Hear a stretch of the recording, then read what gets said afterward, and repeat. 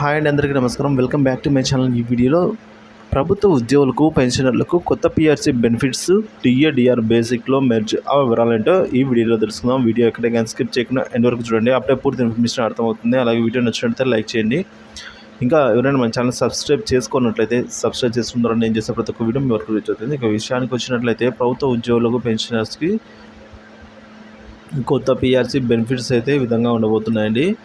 So AP రాష్ట్ర ప్రభుత్వ ఉద్యోగ పెన్షన్లకు 12వ పిఆర్సీ కమిటీని ఏర్పాటు చేస్తూ నిర్ణయం తీసుకోవడం జరిగింది. 12వ పిఆర్సీని అమలు చేయడం వల్ల ఉద్యోగులకు ఎలాంటి ప్రయోజనాలు కలుగుతాయో ఇప్పుడు తెలుసుకుందాము.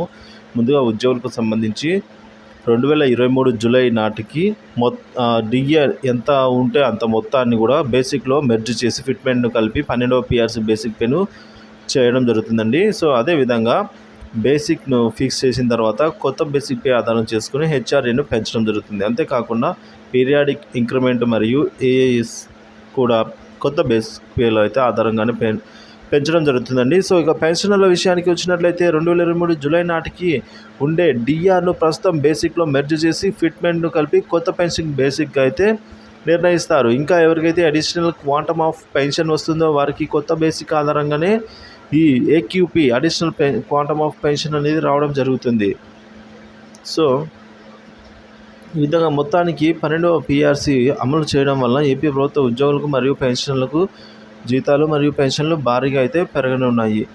సో 12వ పిఆర్సీని ఎప్పుడు అమలు చేసినప్పటికీ కూడా జూలై 2023 నుంచి అయితే పరిగణలోకి తీసుకోవడం జరుగుతుంది. వీడియో నచ్చితే లైక్ చేయండి. ఇలాంటి వీడియోస్ కోసం సబ్స్క్రైబ్ చేసుకోండి. Thank you for watching this video.